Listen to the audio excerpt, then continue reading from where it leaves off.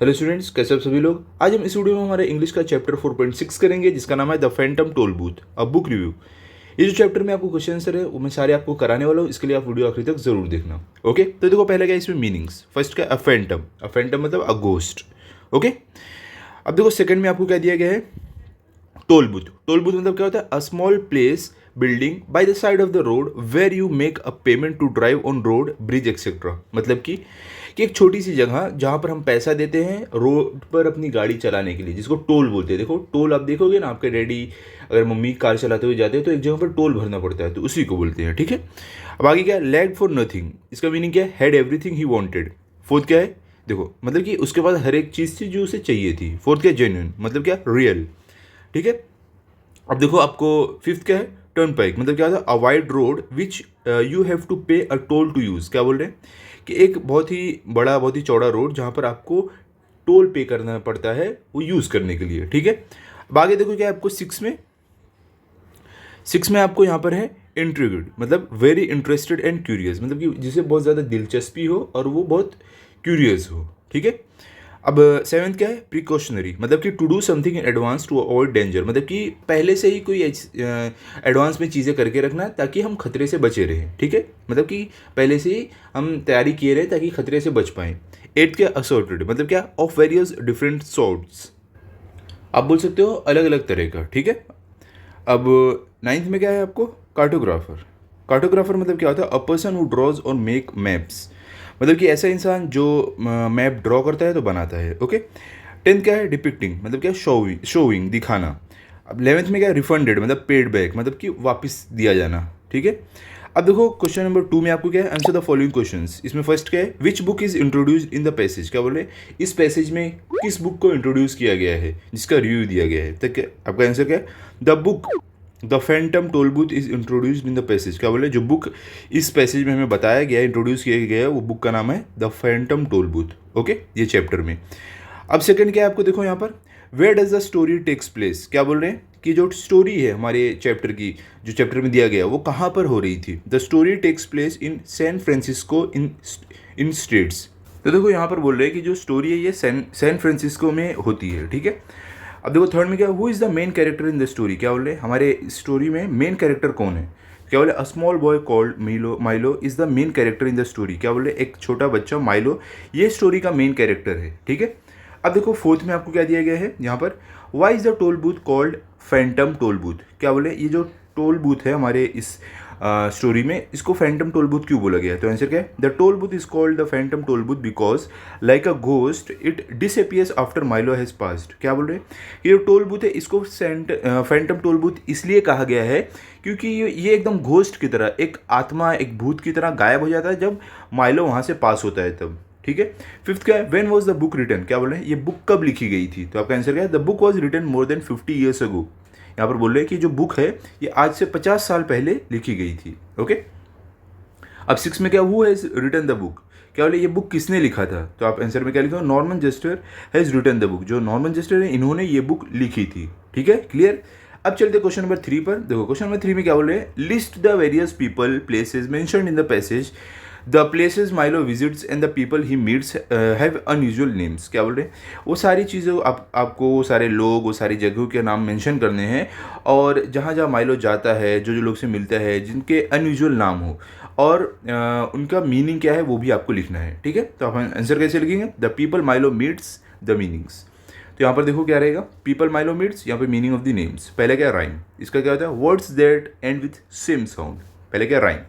देखो तो राइम मतलब क्या होता है, मतलब कि ऐसे वर्ड जिनमें एंड होते टाइम सेम साउंड आए, भले से मीनिंग अलग हो, लिखने का तरीका अलग हो, लेकिन सेम साउंड आना चाहिए। ओके, जैसे कि अब देखो, होम, HOME होम, ROME रोम, होम रोम। देखो आवाज़ सेम आ रही है ना, तो इसको बोलते हैं राइम। अब क्या है, रीज़न। इसका मतलब क्या है, कॉज और एक्सप्लेनेशन फॉर समथिंग, मतलब कि किसी भी चीज़ का क्या वजह है, क्या रीज़न है, वो बोल रहे थे। ठीक है, थर्ड क्या है, लिथार्गेरियंस मतलब लेजी एंड लिथार्जिक पीपल, मतलब कि ऐसा ऐसा इंसान जो आलसी हो। अब देखो आगे आपको क्या है, प्लेसेस माइलो विजिट, मतलब कि ऐसी जगह जहाँ पे माइलो ने विजिट किया था, उसका मीनिंग क्या है, लैंड ऑफ एक्सपेक्टेशंस। इसका मतलब क्या है, a place where you go with high hopes of getting something, मतलब कि एक ऐसी जगह जहाँ पर आप ये उम्मीद लेकर जाते हो कि आपको बहुत कुछ मिलेगा। ठीक है, सेकंड क्या है, किंगडम ऑफ विजडम।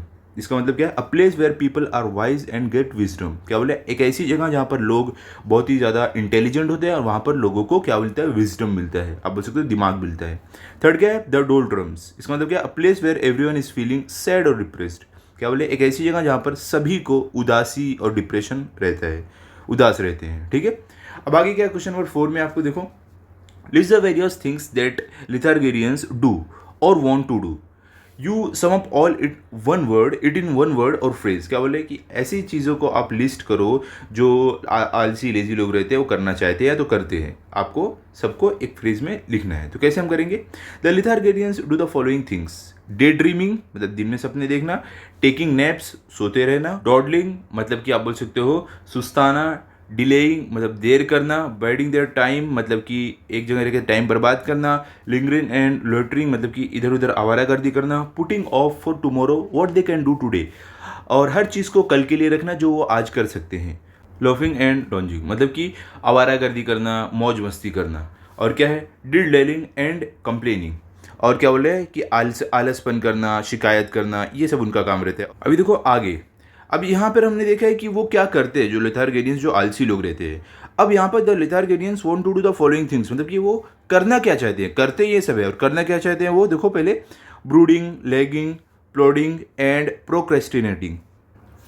देखो पहले ब्रूडिंग मतलब क्या होता है, ब्रूडिंग मतलब कि एकदम गहरी सोच में हरदम पड़े रहना, कुछ करना नहीं, उससे सैड होना, डिप्रेस्ड होना। लैगिंग मतलब क्या, पीछे रहना।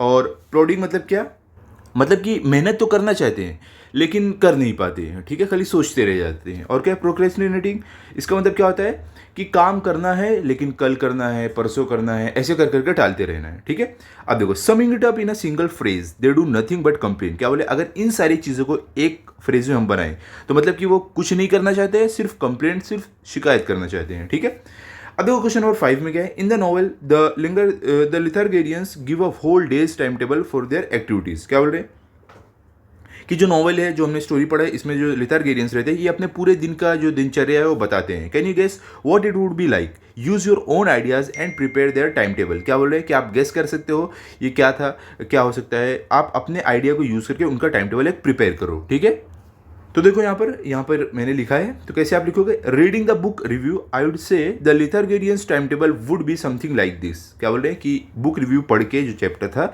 अब इससे मैं ये बता सकता हूँ कि जो लिथार्गेरियंस होते हैं, जो आलसी लोग होते हैं, ये लोग ऐसे अपना अपना टाइम टेबल बनाते होंगे। वेकअप 9 AM, 9 बजे सुनना है, 9 बजे उठना है, ब्रेकफास्ट 9 से 11 के बीच में ब्रेकफास्ट करना है, फिर नैप 11 से 1, सुबह 11 से लेकर दोपहर के 1 बजे तक सोना है, लंच करना है दोपहर के 1 से 3 बजे तक, रिलैक्सिंग डे ड्रीमिंग करना है मतलब कि आराम करना है, सुस्ताना है 3 से 5 बजे तक, फिर शाम में टी 5 से 6 बजे टी पीना है, चाय पीना है, लोफिंग एंड लॉन्जिंग मतलब कि इधर उधर घूमना आवारागर्दी करना 6 से 8 बजे तक करेंगे शाम को, फिर आकर डिनर खाएंगे 8 से 10 बजे रात में, फिर कंप्लेंट्स करेंगे 10 से 11 बजे कि अरे पूरा दिन वेस्ट हो गया, मैंने कुछ नहीं किया, अब कल से मैं करूँगा करके, फिर बेड पे जाते हैं 11 बजे सोने चले जाते हैं, फिर दूसरे दिन यही चीज़ें वापस दोहराती हैं। ठीक है, समझ गए आप? ओके, तो यहाँ पर हमारे चैप्टर कंप्लीट हो गया है। आई होप आपको अच्छे से समझा होगा, आप इसको अच्छे से पढ़ लो, लर्न कर लो, रिवाइज कर लो, ताकि अगर आपका टेस्ट हो तो आपको फुल मार्क्स आए।